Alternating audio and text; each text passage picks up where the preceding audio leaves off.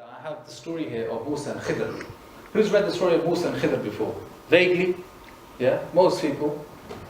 So what happened in this story, very amazing story, Musa alayhi salam is sent to another person to go and learn something which he doesn't know.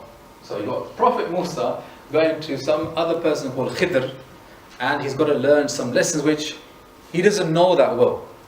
So he goes with this man Khidr, and instead of sitting down like you are in a lecture theatre with a shaykh with a book and going through the way we think knowledge is taught, he says to him, Yallah, come with me. Don't ask me any questions, by the way. Don't ask me any questions about anything whatsoever, and we're not going to sit and learn, we're going on a little journey. فَانْطَلَقَ. And so they head off. What's the first lesson? Let's go on board this ship. The ship belongs to poor people. What does Khidr do? He says to Musa, come downstairs, let's go to the basement. فَخَرَقَهَا. Kharaqa means to tear. Khidr just goes and tears off the plank at the bottom of the ship. Water starts gushing out. Musa alayhi salam says, what are you doing? لَقَدْ جِئْتَ شَيْءٍ إِمْرًا. You've done something really... Imr is something which is wrong and nonsensical at the same time. Because we're on the ship and you just tore it. What's wrong with you? Hey, didn't I tell you, don't ask me any questions? Musa alayhi salam says, look, don't take me to task for that. I forgot.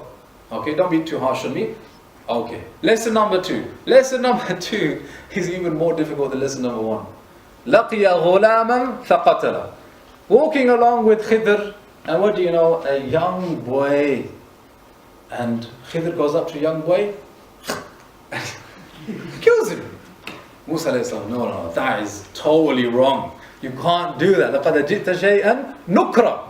Nukr this time, which means it's so bad. This is really bad, because you shouldn't have done that. He said, didn't I tell you? You can't ask me a question. He said, look, if I ask you one more question, khalas, you can tell me to go away.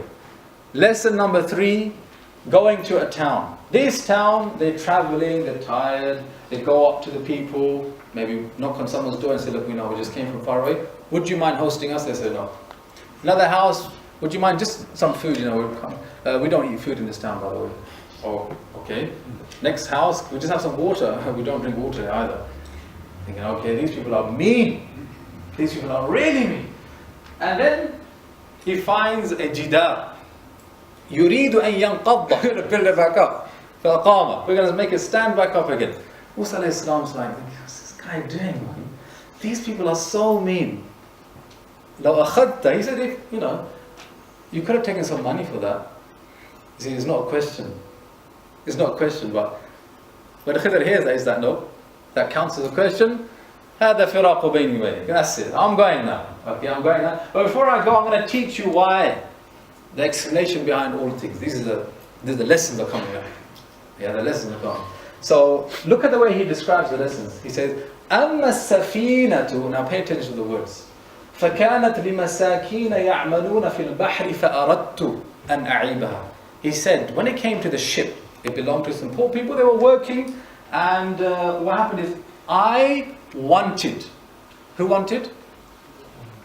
He wanted. He wanted to a'ibaha, to make some problem with it. Okay. Why? Because there was a king and he was a pirate and he's going to come and take their ship, and he would have killed them all as well. So he's saying, look, I wanted to do this lesser harm in order for them to avoid a greater harm. And you can appreciate the lesson is quite, it's interesting, we get that lesson, fair enough. What about the boy? Come on. Okay, but what about the third one? Let's go to the third one. The third one, he says, as for the wall, فَكَانَ لِغُلَامَيْنِ يَتِيمَيْنِ فِي الْمَدِينَةِ. It belonged to 2 poor orphan kids. So these are ghulam, they are below the age of puberty, they're young, and beneath the wall there was a treasure. And then he says, what did he say? فَأَرَادَ رَبُّكَ. And so your master, whose master? His master, meaning Allah. So when it came to the first one about the ship, whose name did he put on that? His name or Allah's name? He put his name. When it came to burying the treasure, so that when the boys grow older, yeah, and they've reached a stage, where they can defend their money because the town they're living in has people which are really mean, right? He puts whose name on it? He puts Allah's name on it. What about the boy? Look at how he explains the boy. He says, as for the boy, فَأَرَدَنَا. He says, first of all, that boy, he had two Muslim parents, meaning that they were righteous people. His mum and dad, righteous. And that boy was going to compel his parents to become irreligious and immoral. How does a child make their parents go from being religious to irreligious? How does that happen? Anyone? Any mothers can share that insight with us? How does that happen? I mean, you're a good person, righteous person, and you have a child, and that child grows up, and somehow that child makes you become a bad person. Yes? There's hadith that mentions that the child can be mujbala and can't be otherwise. So they can... But how? That's what I'm trying to get to. How exactly? I remember there being this story that there were these two, I don't know if it's the same story, but it was like there's these two righteous people, and they ended up, they had this child that they really loved, but then they loved him like too much, like way more than Allah, so it made their like iman like Very good. The issue is of love. Sometimes parents can love their child so much that they're willing to do whatever it takes to give him or her the things that they want in their life, even if it means doing haram things. Like we have brothers who get jobs and they know that the job isn't really right, but you know what, I've got to put food on the table for my kids, right?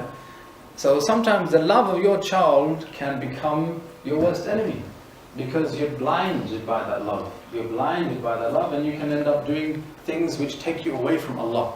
So in explaining the boy, Khidr says, فَأَرَدَنَا, and so we wanted. He put Allah's name and then he put his name next to Allah. We wanted, right? فَأَرَدَنَا أَن يُبَدِلَهُمَا رَبُّهُمَا. We wanted that their master, the master of the two parents, would replace that boy with another boy.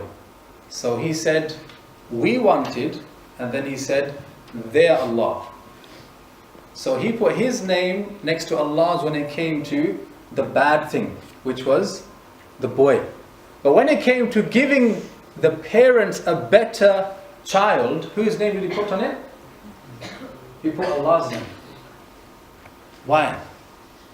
Because Allah only wants good from the bad things that happen to us. That's why. Allah only ever wants good things to come to human beings when He places them in dilemmas.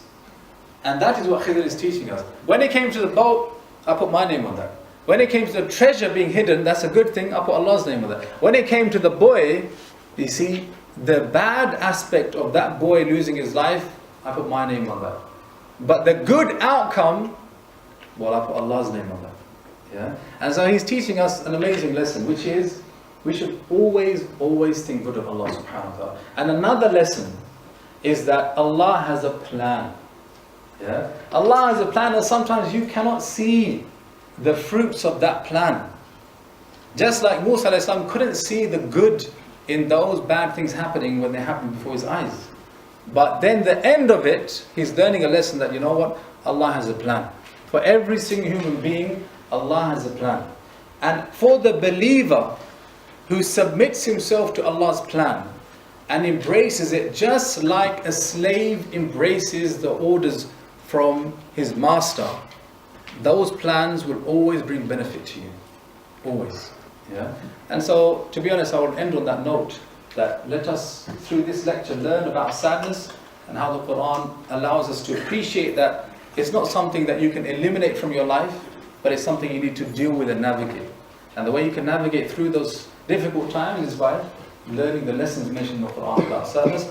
And inshallah, this brings us to the end of this lecture. هذا وصلى الله وسلم على نبينا محمد وعلى آله وصحبه أجمعين. Towards the end of your slides, you've also got some supplications, which the Prophet ﷺ has told us can be used for people that experience sadness, to use in order to alleviate those sadnesses.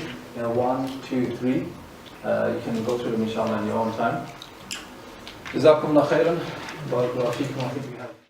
Because, you know, you always thank God for the blessings that He's given you. Like, you thank God for having a degree, you thank God for having a job, for being able to afford expensive things. But sometimes you forget about the small things.